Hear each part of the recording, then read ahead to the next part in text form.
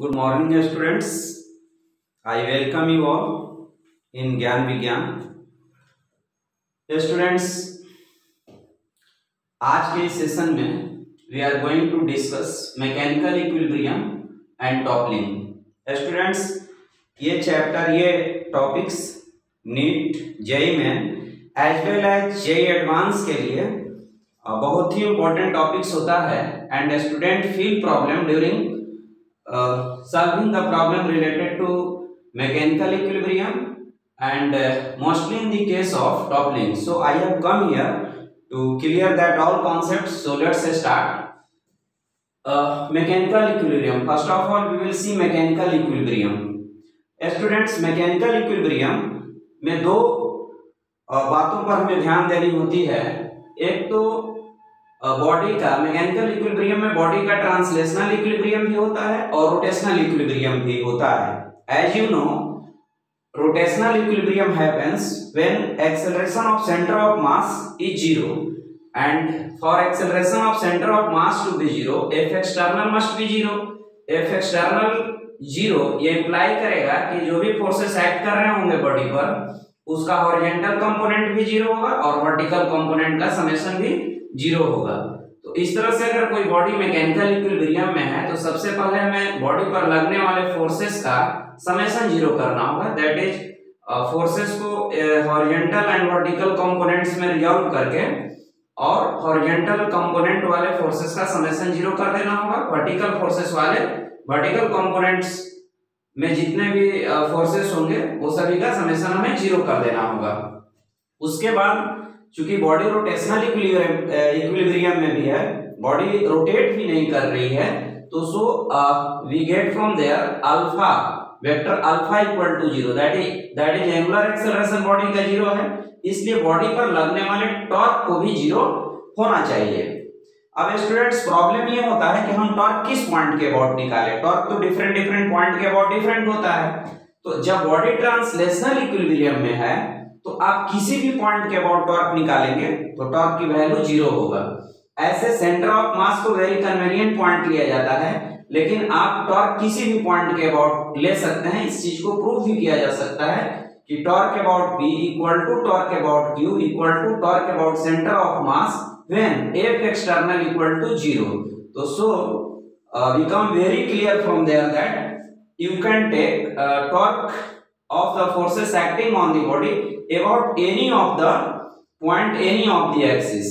Okay, तो जब भी हम मैकेनिकल इक्विलिब्रियम की क्वेश्चन करेंगे तो हम क्या करेंगे, बॉडी पर जो भी फोर्सेस, वर्टिकल फोर्सेस को वर्टिकल फोर्सेस से बैलेंस करा देंगे, हॉरिजॉन्टल फोर्सेस को हॉरिजॉन्टल फोर्सेस से बैलेंस करा देंगे। इसके बाद हम कोई एक कन्वीनियंट पॉइंट लेंगे जिसके अबाउट हम टॉर्क आसानी से निकाल सके। एक्चुअली उस पॉइंट को हम फोकस करते हैं, उस पॉइंट को हम ऑरिजिन लेते हैं या उस पॉइंट के अबाउट टॉर्क निकालने की कोशिश करते हैं जहां पर बहुत सारे फोर्सेस कट कर रहे होते हैं। इससे फायदा ये मिलता है कि हम उस फोर्सेस का टॉर्क निकालने से बच जाते हैं। जब हम प्रॉब्लम करेंगे तो ये सारी बातें क्लियर होंगी। आपको दो बातें ध्यान में रखनी है, दो बात को आपको माइंड में रखना है कि हम जब भी मैकेनिकल इक्विलिब्रियम के क्वेश्चन करेंगे तो हॉरिजॉन्टल फोर्सेस को हॉरिजॉन्टल से बैलेंस करा देंगे, वर्टिकल फोर्सेस को वर्टिकल से बैलेंस करा देंगे। इसके बाद कोई एक कन्वीनियंट पॉइंट लेंगे जिसके अबाउट हम टॉर्क को भी बैलेंस कराएंगे। उसके बाद हमारा प्रॉब्लम सॉल्व हो जाएगा। सेकंड थिंग स्टूडेंट्स, आती है टॉपलिंग। तो toppling is a situation in which a body in rest और in motion, motion may be uniform and non-uniform, starts rotating about its one of its axis, about its one of its corner or edge। मतलब body topple तब होती है जब body किसी point के about, किसी corner के अबाउट या किसी लाइन के अबाउट रोटेट करने की टेंडेंसी बनाने लगती है। जैसे कि आप इस फिगर में देख रहे हैं कि ये ये एक क्यूबॉइड है जो इस P पॉइंट के अबाउट रोटेट करने की टेंडेंसी बना रहा है।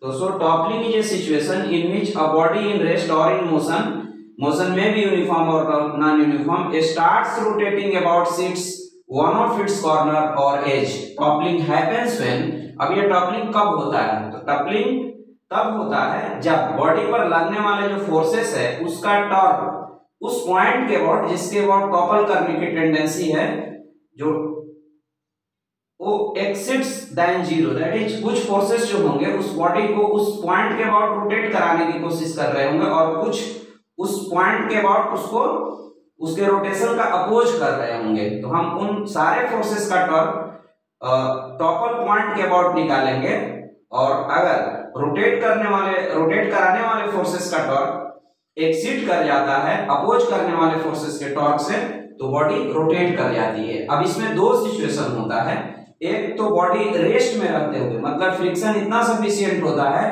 कि बॉडी रेस्ट में रहते हुए टॉपल करती है या करने की कोशिश करती है, और दूसरा सिचुएशन ये आता है कि बॉडी एक्सेलरेटेड होती है और टॉपल करती है। तो दोनों का वर्किंग रूल एक ही होगा कि जिस पॉइंट के अबाउट टॉपलिंग कर रहे हो उस पॉइंट के अबाउट टॉर्क निकाल दो, या फिर आप सेंटर ऑफ मास के अबाउट भी टॉर्क निकाल सकते हैं। दोनों को मैं टर्म बाय टर्म क्लियर कर रहा हूं। जैसे मान लीजिए कि एक सिचुएशन है जिसमें एक ब्लॉक इस पॉइंट P के अबाउट टॉपल करने की कोशिश कर रहा है, जब इस पर ऐसे एक फोर्स F लगाया जाता है। तो स्टूडेंट्स, टॉपलिंग के सिचुएशन में जो नॉर्मल होता है ना, वो पॉइंट ऑफ कांटेक्ट से पास करता है। ये सारी बातें इसमें लिखी हुई है, सो एक बार मैं इसको रीड कर रहा हूँ। Toppling is a situation in which body in rest और in motion starts rotating about one of its corner or edge. Toppling happens when torque of force supporting rotational turning about the point just exceeds the torque of forces trying to oppose the rotational turning about the point or edge about which toppling seems to happens. मतलब कि toppling तब होता है जब toppling को support करने वाले forces body को रोटेशनल टर्निंग देने वाले फोर्सेस का टॉर्क रोटेशनल टर्निंग का अपोज करने वाले फोर्सेस के टॉर्क से एक्सीड कर जाता है, तो तब ये टॉपलिंग होता है। And during toppling normal passes through this point, जहां जिस पॉइंट के अबाउट टॉपलिंग होता है उस पॉइंट से हम लोग नॉर्मल एक्ट कराते हैं। इसमें दोनों ही सिचुएशन को दिया हुआ है। ये बॉडी है, यहाँ पर फ्रिक्शन सफिशिएंट है टू स्टॉप स्लाइडिंग, और ये बॉडी है, यहाँ पर कोई फ्रिक्शन नहीं है, देयर इज नो फ्रिक्शन। सो जब भी हम फोर्स लगाने की कोशिश करेंगे तो ये बॉडी एक्सेलरेट हो जाएगी। इसकी थोड़ी सी वर्किंग इससे डिफरेंट हमें करना होगा। यहाँ पर तो सीधे क्या करना होगा कि इस पॉइंट के अबाउट जो फोर्सेस एक्ट कर रहे हैं सभी का टॉर्क निकालिए। जो सपोर्ट कर रहे हैं उसकी टॉर्क, जो फोर्सेस अपोज करेंगे उसके टॉर्क से एक्सीड कर जाएगा, तो टॉपलिंग हो जाएगा। जैसे इस केस में मान लीजिए कि आपको निकालना है फोर्स की मिनिमम वैल्यू जो इसे टॉपल करा दे, तो यहाँ पर से फोर्स लग रहा है, ग्रेविटी नीचे लग रहा है, नॉर्मल यहाँ से पास कर रहा है, फ्रिक्शन भी बैक डायरेक्शन में यहाँ से लगेगा।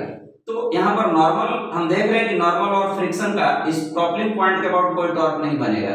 तो now there are two rest forces, one जो F हम लगा रहे हैं एंड अनदर mg, ये दोनों इस पॉइंट के अबाउट टॉर्क बनाएगा। यहाँ नॉर्मल एंड फ्रिक्शन टॉर्क नहीं बना रहा है। अब इस फोर्स का टॉर्क जो होगा वो बॉडी को क्लॉकवाइज टर्निंग देने की कोशिश करेगा, और इसका टॉर्क होगा force into perpendicular distance I think h होगा।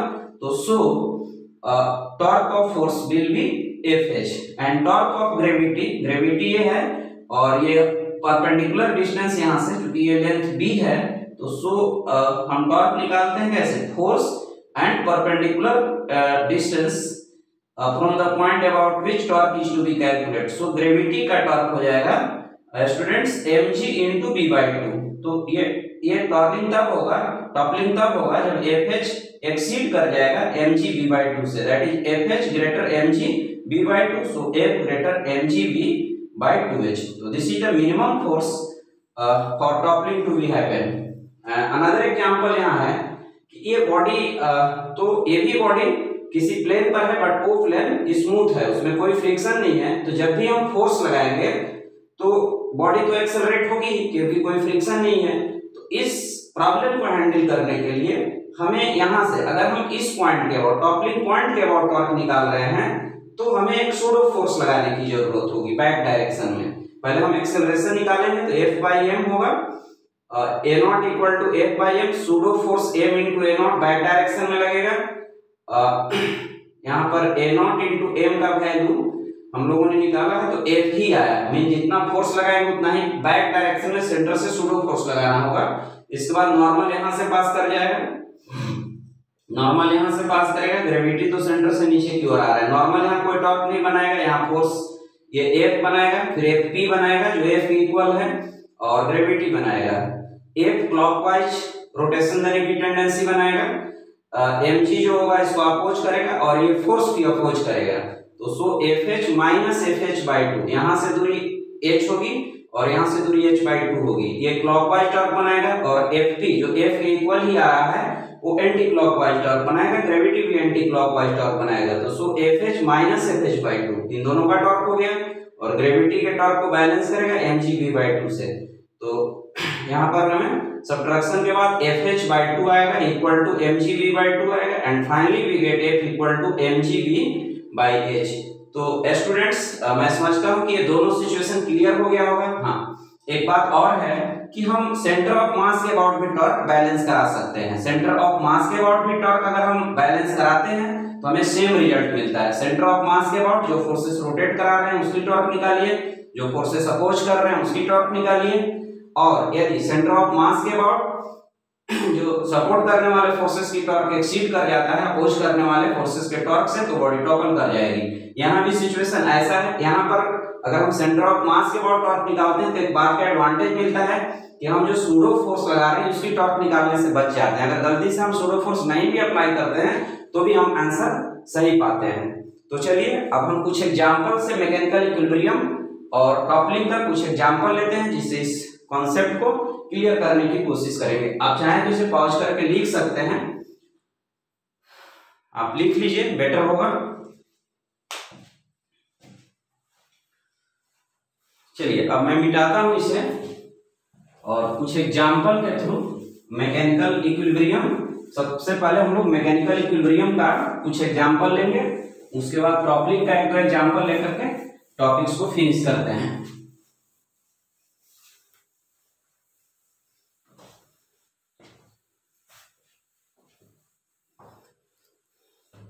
बच्चों ये जो सेशन है ये नीट और जेईई मेन के लिए पार्टिकुलरली है, इसलिए बहुत टफ एग्जाम्पल भी मैं नहीं लूंगा, इलस्ट्रेशन भी मैं बहुत टफ नहीं लूंगा, वो NEET and JEE main level का ही एग्जाम्पल ले रहा हूँ। तो so our first illustration is ये प्लैंक है, ये एक प्लैंक है जो दो स्ट्रिंग के थ्रू अपने एंड से ऐसे हैंग किया गया है। ओके, ये यूनिफॉर्म प्लैंक है या कोई एक यूनिफॉर्म प्लेट है, तो सो इसका होमोजेनियस है तो mg यहां से एक्ट करेगा, और एक ब्लॉक रखा हुआ है, ये मान लीजिए कि ये स्मॉल m मास की ब्लॉक है और इसका मास कैपिटल M है, ये पूरा लेंथ तो L है, और ये ब्लॉक यहां से x डिस्टेंस पर रखी हुई है। क्वेश्चन ये है कि इस दोनों में हमें टेंशन फाइंड आउट करना है, tension T1 and tension T2, T1 क्या होगा T2 क्या होगा। तो स्टूडेंट्स आप देख रहे हैं कि सिस्टम ट्रांसलेशनल इक्विलिब्रियम में भी है और रोटेशनल इक्विलिब्रियम में भी है, मीनिंग ना ही चल रहा है और ना ही रोटेट कर रहा है। तो ऐसे केस में हमें क्या करना होगा, अगर हम ट्रांसलेशनल इक्विलिब्रियम की इक्वेशंस लिखते हैं तो इस पर कोई हॉरिजॉन्टल फोर्सेस तो नहीं है, सिर्फ वर्टिकल डायरेक्शन में फोर्सेस है। तो सबसे पहले हम ट्रांसलेशनल इक्विलिब्रियम का इक्वेशन लिखेंगे तो वी गेट T1 अपवर्ड लगेगा, T2 अपवर्ड लगेगा एंड mg डाउनवर्ड एक्ट कर रहा है। तो so our equation is T1 plus T2 equal to ये mg, और यहां से भी एक आप mg दिखा सकते हैं, इस केस में यहां से mg लगा सकते हैं। तो इस तरह से एक हमारा इक्वेशन बनता है T1 plus T2 equal to a small mg plus capital mg। ये ट्रांसलेशनल इक्विलिब्रियम के लिए क्वेश्चन होगा। इसके बाद जब हम थ्योरी पढ़ रहे थे तो मैंने बताया था कि आप किसी भी पॉइंट के अबाउट टॉर्क ले सकते हैं, कोई भी कन्वीनियंट पॉइंट लीजिए और उसके अबाउट टॉर्क निकालिए। तो मैं समझता हूं कि इस एंड के अबाउट आप टॉर्क निकालिएगा तो डायरेक्ट T2 मिल जाएगा, और फिर इस इक्वेशन में T2 की वैल्यू डालकर T1 निकाल लेंगे। आप यहां से भी टॉर्क ले सकते हैं, इस पॉइंट के अबाउट भी टॉर्क ले सकते हैं, आप किसी भी पॉइंट के अबाउट टॉर्क निकाल सकते हैं। सो हम लोग एंड ए को ओरिजिन मानते हैं और टॉर्क निकालते हैं। तो पहले टॉर्क की डायरेक्शन को क्लियर कर लेते हैं। देखिए ये दोनों फोर्सेस, ये फोर्स जो T2 है ये सिस्टम को ऐसा रोटेशन देने की टेंडेंसी करेगा, बनाएगा, और ये दोनों फोर्स ये क्लॉकवाइज टेंडेंसी देगा रोटेट करने के लिए। तो सो इन दोनों का टॉर्क एक डायरेक्शन में होगा और इसका अपोजिट डायरेक्शन में होगा। T2 का डिस्टेंस यहाँ से L है, इस कैपिटल mg का डिस्टेंस L/2 है और स्मॉल mg का डिस्टेंस x है। ये दोनों का टॉर्क सेम डायरेक्शन में बनेगा और इसका अपोजिट डायरेक्शन में बनेगा। सो हम लोग लिखते हैं यहाँ पर रोटेशनल इक्विलिब्रियम के लिए T2 इंटू L हो जाएगा इक्वल टू, इन दोनों का टॉर्क निकालते हैं टर्म बाय टर्म, तो mg इंटू x/2 हो जाएगा and capital mg into L हो जाएगा। तो सो स्टूडेंट्स L की value we get mgx, sorry यहाँ mg इंटू x होगा एंड here mg/2। तो सो यहाँ पर हो जाएगा 2mgx प्लस mgl अपॉन 2 हो जाएगा, T2 की वैल्यू 2L हो जाएगा। तो हमें T2 की वैल्यू मिल गया। अब इक्वेशन A में हम T2 की वैल्यू डाल करके और T1 की वैल्यू निकाल सकते हैं। एक नेक्स्ट इलस्ट्रेशन लेते हैं सिमिलर लाइक दैट, कि ये एक प्लैंक है बट यहाँ पर इस बार एक स्ट्रिंग तो इस एंड से है बट दूसरा स्ट्रिंग एंड से L/4 डिस्टेंस पर है। ये डिस्टेंस L/4 है। तो अब ये है कि इस बार भी दोनों स्ट्रिंग में टेंशन इक्वल नहीं होगा। अगर दोनों एंड पर होता, ये भी स्ट्रिंग एंड ए पर है और दूसरा भी एंड बी पर होता और रॉड अगर होमोजेनियस होता तो दोनों में टेंशन इक्वल हो जाता, दोनों में टेंशन की वैल्यू mg/2 आ जाता। बट इस केस में जैसा कि हम लोग एक्सपेक्ट कर रहे हैं टेंशन की वैल्यू डिफरेंट ही होगी। तो यहाँ भी T1 दे देंगे और यहाँ भी T2 दे देंगे। ग्रेविटी इसका मान लीजिए कि मास m है, तो so capital mg downward direction में एक्ट करेगा। अब हम इसकी ट्रांसलेशनल इक्विलिब्रियम की बात करते हैं। तो ट्रांसलेशनल इक्विलिब्रियम के लिए T1 plus T2 equal to mg, ये इक्वेशन A हो जाएगा। इसके बाद किसी भी एंड पॉइंट के अबाउट आप यहाँ या फिर इस पॉइंट के अबाउट टॉर्क को बैलेंस कर सकते हैं। ये डिपेंड करता है कि आप किस पॉइंट के अबाउट कन्वीनियंट है। तो स्टूडेंट्स मैं इस पॉइंट को चूज करता हूं। तो यहाँ पर इस T2 का टॉर्क एंटी क्लॉकवाइज में बनेगा और ग्रेविटी इसको इस डायरेक्शन में रोटेट कराएगा, ऐसे रोटेट कराने की टेंडेंसी लेगा। T1 का A के अबाउट कोई टॉर्क नहीं बनेगा। तो so for rotational equilibrium we can write T2 into ये L/4 है, पूरा डिस्टेंस यहाँ से यहाँ तक L है। तो सो ये जो डिस्टेंस होगी वो L से L/4 को माइनस करेंगे, L माइनस L/4, तो वी गेट 3L/4।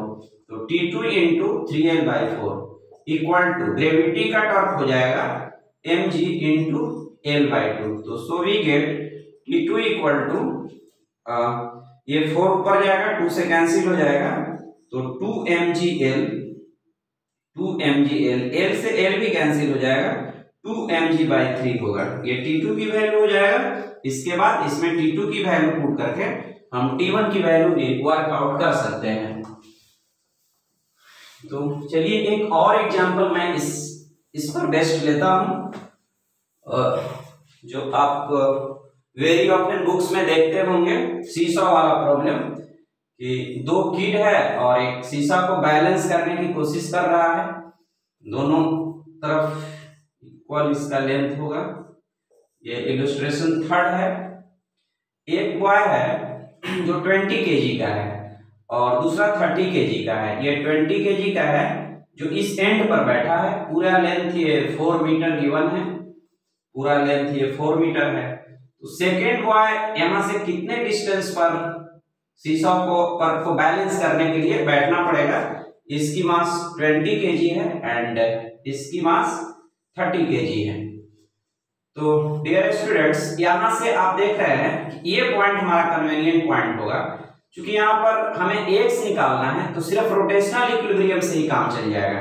अगर यहाँ से मान लीजिए फोर्सेस लगता भी होगा, इस फोर्स को आप दिखा भी सकते हैं, जैसे नॉर्मल से मैं दिखा रहा हूँ, तो हम इस पॉइंट के अबाउट, इस पॉइंट का नेमिंग ये कर लीजिए, तो O कर लीजिए, तो O के अबाउट नॉर्मल का कोई टॉर्क नहीं बनेगा। यहाँ पर ये वाला ग्रेविटी और ये ग्रेविटी मीन 300 न्यूटन और यहाँ से 200 न्यूटन, ये दोनों टॉर्क बना रहा है। ये सिस्टम को एंटी क्लॉकवाइज रोटेशनल टेंडेंसी देगा और यहाँ का जो दबाव होगा वो क्लॉकवाइज रोटेशनल टेंडेंसी देगा। इसलिए इसका टॉर्क इसके टॉर्क को बैलेंस कर लेगा, तो सीसॉ बैलेंस हो जाएगा। तो इसकी हम लोग टॉर्क लिखते हैं, तो 300 इंटू एक्स हो जाएगा, ये इक्वल कर जाएगा 200 इंटू 2 मीटर का, क्योंकि ये टोटल 4 मीटर है, तो so this distance becomes 2 metre. Now X can be find out 200 into 2 by 300, 0 से 0 cancel, x equal to 4/3 metre. तो बच्चा को यहाँ से 4 मीटर के डिस्टेंस, 4/3 मीटर के डिस्टेंस पर बैठना चाहिए, तो सीसॉ बैलेंस हो जाएगा। अब स्टूडेंट्स हम लोग लैडर वाले प्रॉब्लम को लेते हैं। लैडर वाला प्रॉब्लम भी बहुत इंपॉर्टेंट होता है, balancing of ladder against wall. तो फर्दर इलस्ट्रेशन हम लोग लेते हैं balancing of ladder against wall. और देखिए जैसे ये एक वॉल है और इसके अगेंस्ट एक लैडर है, ये लैडर है जो वॉल के अगेंस्ट लीन किया हुआ है। मान लीजिए कि इसका टोटल लेंथ 10 मीटर है and angle of inclination is 30 degree and mass of ladder may be taken as 10 kg। हम लोग इस एग्जांपल में 10 kg ले, तो हमारा क्वेश्चन होता है कि यहाँ पर फ्रिक्शन की मिनिमम वैल्यू या फ्रिक्शन कोफिशिएंट की मिनिमम वैल्यू इस पॉइंट पर क्या होना चाहिए कि ये लैडर बैलेंस है, लैडर इक्विलिब्रियम में रहे। इस पर कोई टेक्नीशियन नहीं चढ़ा है, अभी ये जस्ट लैडर को बैलेंस हमें करना है। यहाँ पर कोई फ्रिक्शन नहीं है, बी पॉइंट मान लो फ्रिक्शन फ्री है बट ए पॉइंट पर फ्रिक्शन है। This is situation before us. तो हमें क्या करना चाहिए, पहले तो हमें, चूंकि ये ट्रांसलेशनल इक्विलिब्रियम में भी है, तो इसलिए ट्रांसलेशनल इक्विलिब्रियम कराने के लिए फोर्सेस का समेशन में 0 करना होगा। तो यहाँ से हम एक नॉर्मल लगाए जिसको n1 नेमिंग करें, यहाँ से n2, और यहाँ से ग्रेविटी एक्ट कर रहा है और यहाँ पर जो फ्रिक्शन होगा इसको बैलेंस करने के लिए इस डायरेक्शन में होगा, इसको हम लोग F से डिनोट करें। अब स्टूडेंट्स यहाँ पर हमें ट्रांसलेशनल इक्विलिब्रियम की बात पहले करनी होगी। तो ट्रांसलेशनल इक्विलिब्रियम में क्या करना होता है, हॉरिजॉन्टल फोर्सेस को हॉरिजॉन्टल वाले फोर्स बैलेंस करते होंगे, वर्टिकल फोर्सेस को वर्टिकल वाले फोर्स बैलेंस करते होंगे। अगर सारे forces horizontal and vertical direction में नहीं हो तो वहां हमें रिजॉल्व कर लेना चाहिए, बट हमारे एग्जांपल में सारे फोर्सेस n2 हॉरिजॉन्टल है, F हॉरिजॉन्टल है, ग्रेविटी वर्टिकल है एंड n1 वर्टिकल है। तो इसलिए हम लोग वेरी इजीली यहाँ लिख सकते हैं कि n2 equal to F and n1 equal to mg। इस तरह से हमें n1 मिल गया है बट F अननोन है and we are interested to find n2 as well as F। तो अब हमें क्या करना होगा, जैसा कि मैंने बोला था कि आप किसी भी पॉइंट के अबाउट टॉर्क ले सकते हैं। तो देखिए यहाँ से दो फोर्सेस कट कर रहे हैं, फ्रिक्शन एंड नॉर्मल। तो अगर हम इस पॉइंट को ओरिजिन लेते हैं तो इन दोनों का टॉर्क हमें नहीं निकालना पड़ेगा, क्योंकि नॉर्मल का भी टॉर्क ए के अबाउट 0 हो जाएगा एंड फोर्स का भी टॉर्क या फ्रिक्शन का भी टॉर्क ए के अबाउट 0 हो जाएगा। तो यहाँ पर हमें ग्रेविटी और n2 का टॉर्क निकालना होगा और इस तरह से very easily we can find n2। तो चलिए हम निकालते हैं n2 का टॉर्क। तो देखिए यहाँ पर ग्रेविटी के लिए हम इस डिस्टेंस का यूज करेंगे, यहाँ से यहाँ तक की दूरी 5 मीटर है, तो ये 5 cos 37 डिग्री हो जाएगा। और हम लोग n2 के लिए n2 का r नियम होगा, तो चूंकि ये 10 है तो ये 37 डिग्री, तो यहाँ पर 10 sin 37 डिग्री हो जाएगा। तो n2 का टॉर्क हो जाएगा n2 sin 37 degree and gravity का टॉर्क होगा वो mg इंटू 5 cos 37 डिग्री। तो n2 एंड इसकी वैल्यू हो जाएगा, सॉरी यहाँ पर 10 होगा ना, n2 एंड 10 sin 37 डिग्री। तो n2 10 and sin 37 degree 3/5 equal to gravity क्योंकि 10 kg वेट है तो 10 इंटू यहाँ 10 लेते हैं 5 हो जाएगा एंड दिस इज 4/5।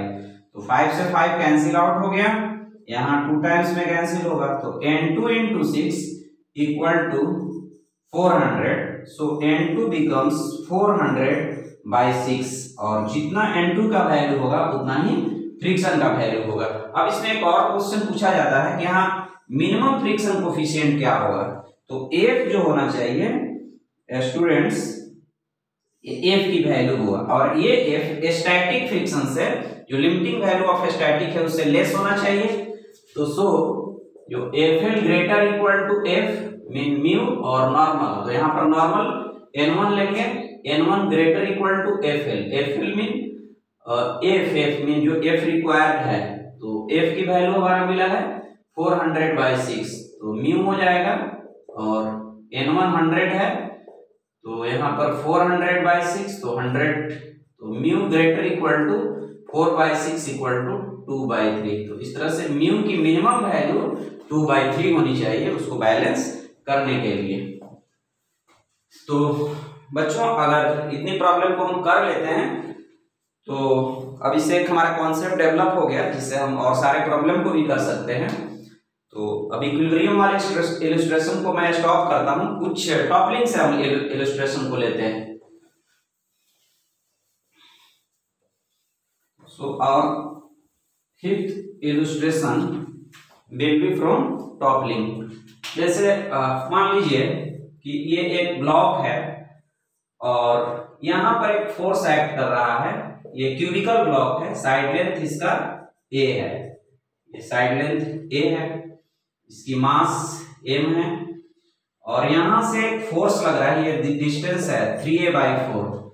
तो क्वेश्चन है कि f की मिनिमम वैल्यू क्या होनी चाहिए, ये टॉपल कर जाए और यहाँ म्यू वेरी वेरी ग्रेटर है to stop sliding before toppling, मतलब पहले टॉपलिंग होगा स्लाइडिंग नहीं होगा।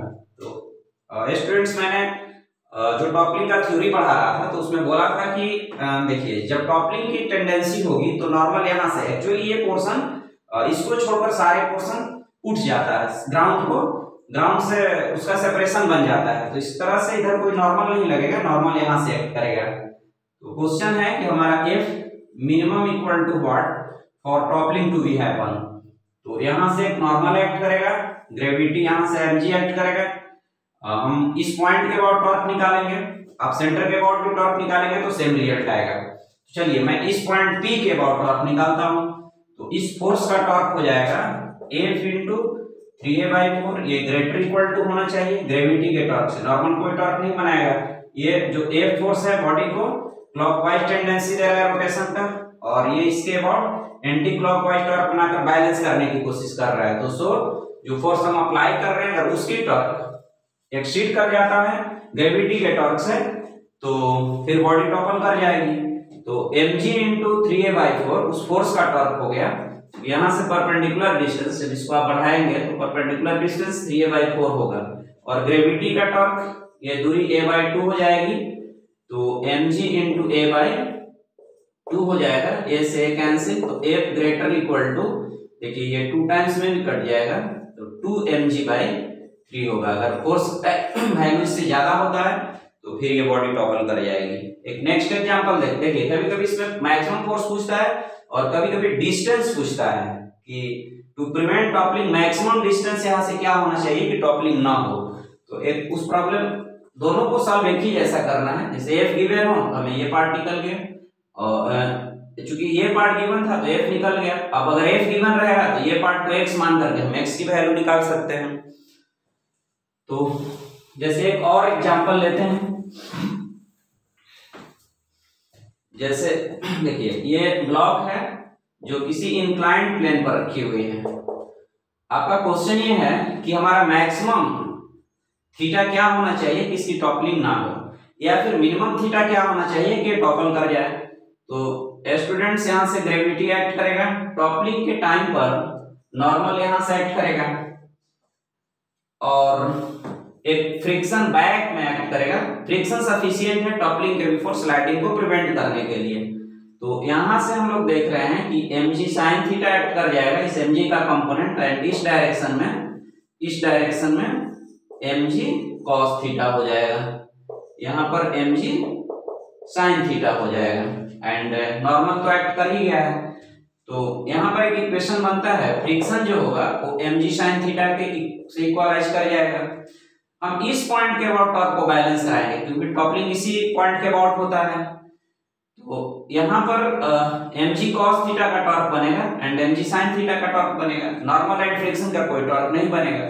mg sin थीटा बॉडी को टॉपल कराने की कोशिश कर रहा है और mg cos थीटा उसको प्रिवेंट करने की कोशिश कर रहा है, और ये बॉडी को क्यूबिकल ब्लॉक मानते हैं, सो ये a/2 हो जाएगा। या फिर आप इसको L एंड B भी ले सकते हैं, बट मैं A लिया हूँ। आप इसको L एंड B लेकर के प्रॉब्लम को सॉल्व करते हैं। तो ग्रेविटी का टॉर्क